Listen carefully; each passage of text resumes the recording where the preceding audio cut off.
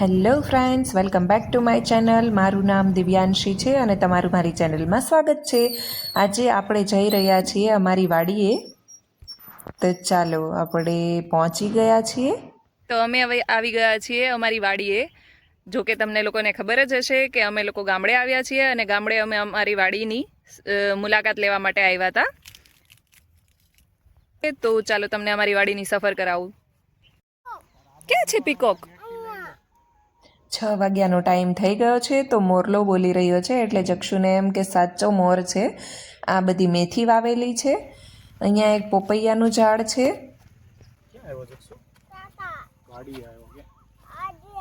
આ અમારો કૂવો છે, જો કે ઘણા વર્ષો જૂનો છે. એના અંદર પાણી ક્યાં સુધી છે એ વૃષભ મને પૂછતા હતા. તો એ કે પથ્થર નાખીને જોઈએ તો ખ્યાલ આવે કે પાણી ક્યાં સુધી છે. આમાં મોટર અંદર ઉતારેલી હોય, ચાલુ કરે એટલે પાઇપથી પાણી આમાં આવે ને અહીંથી પછી રોજમાંથી જાય આ લઈ જવું હોય ત્યાં. આમાં અલગ અલગ ભૂંગળા આપેલા હોય. જો આ એક ડાટો મારેલો છે, અત્યારે આ ખુલ્લું છે. આ અંદરથી બીજે જાય, બહારથી બીજે જાય અને અહીંયાથી બીજી જગ્યાએ જાય. બધા અંડરગ્રાઉન્ડ સેટિંગ કરેલા હોય ભૂંગળા નાખી. આ છે રજકો, ભેંસ ને ગાય ના કાજુ બદામ, સૂકા મેવા.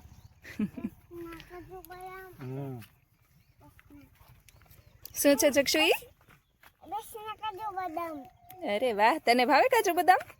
અહીંયા તમે ભીંડાની શીંગ જોઈ શકો છો, કેટલી મોટી છે.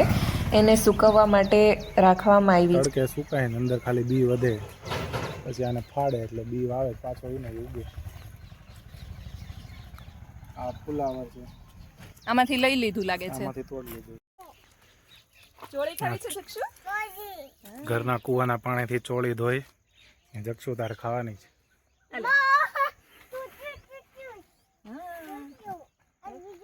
એક પપ્પાને ખાવાની, એક જક્ષુને ખાવાની.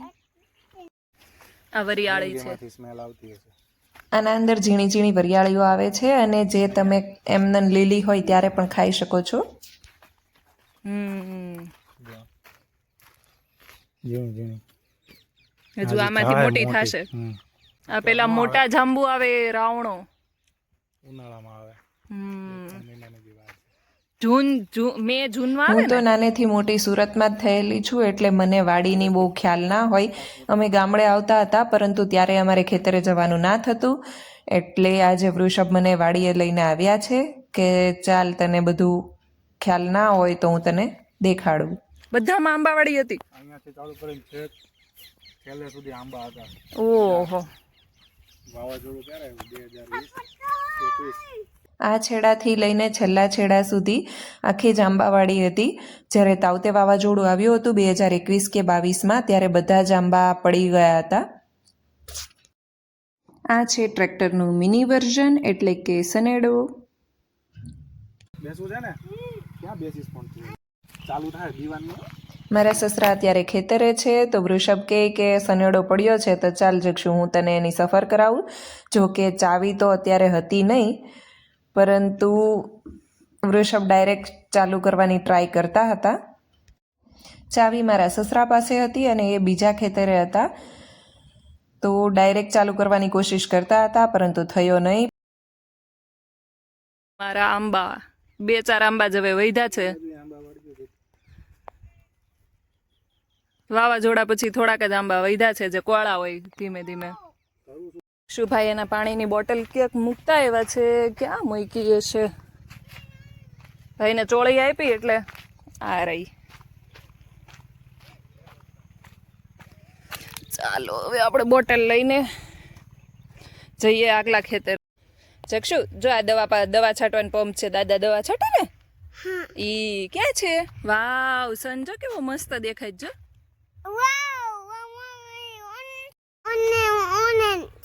ઓરેન્જ સન છે. કૂવામાંથી પાણી બધી જગ્યાએ કઈ રીતે પહોંચે એ વૃષભ કહે છે. કૂવા આગળ આપણે ત્યાંથી એક કનેક્શન અહીંયા આવે અંડરગ્રાઉન્ડ. અચ્છા, એટલે ઢાળ આપેલો ઉભરાય છલકાય એટલે અહીંથી પછી આગળ ધોરિયામાં લે. અચ્છા, અહીંયા નીચેથી પંપ ધોરિયો કરેલો હોય ને, એટલે બધી જગ્યાએ પાણી ડાયરેક્ટ ત્યાંથી જ જતું રહે. બધું ગ્રેવિટીથી જ જાય. જક્ષુ ને એના પપ્પા કપાસ તરફ જઈ રહ્યા છે.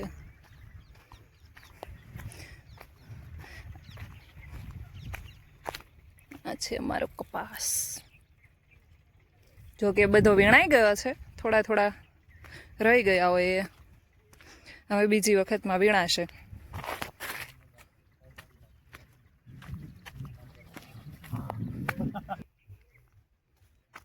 આ શું છે તને ખબર છે? આ શું છે? ફ્લાવર નહીં, કપાસ છે. કપાસમાંથી છે ને દીકુ કપડાં બને. એ નહીં અડવાનું, નો નો. એમાંથી કપાસનું ફૂલ ઉઘડે. આ છે ને એ ખુલી જાય પછી એમાંથી કપાસનું ફૂલ ઉઘડે. ધીમે ધીમે હો જગશું. અહીંયા છે ને દીકુ પાણી ન જતું રહે ને એના માટે બનાવેલી હોય પાળી. હા, એટલે ધીમે ધીમે ચાલવાનું. આ પવાઈ જાય એટલે આને આમ બંધ કરી દે.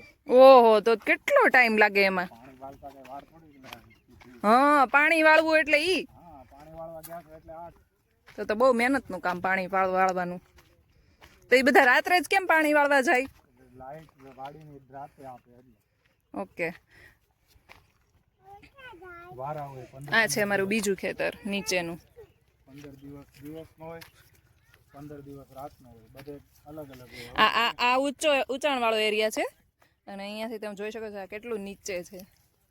આ બીજું ખેતર છે. જક્ષુ ને એના પપ્પા જઈ રહ્યા છે આગળ.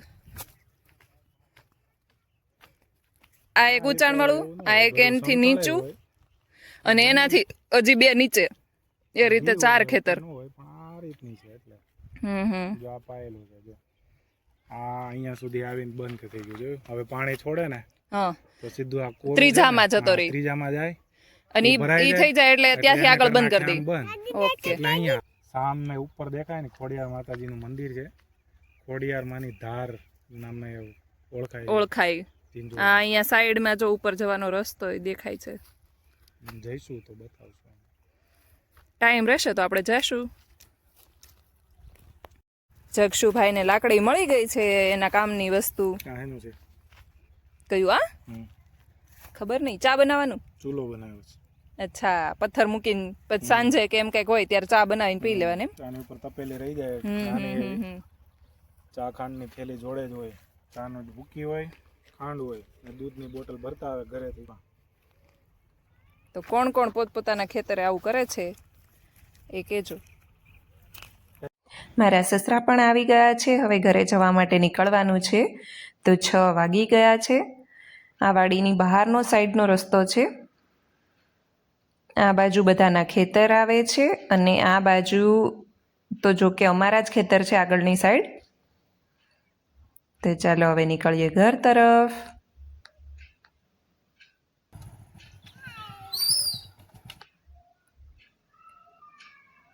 મારા સસરા સનેડો લઈને આવશે તો એના માટે વૃષભ થોડો રસ્તો કરી રહ્યા છે કે ગેટ ખુલ્લો હોય તો એમને કાઢવામાં તકલીફ ના પડે.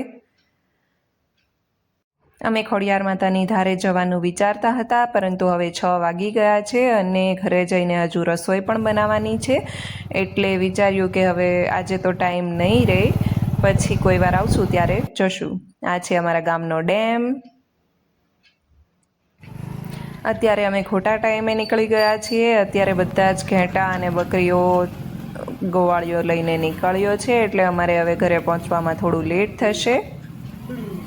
તમે જોઈ શકો છો બધા જ ઘેટાની ઉપર આવા નિશાન બનાવેલા છે. એ પોતાના ઘેટાં છે એ રીતે ઓળખ માટે આવા રીતના કલર કરેલો હોય છે. ચાલો પહોંચી ગયા છીએ ઘરે, તો મળીએ નેક્સ્ટ વ્લોગમાં.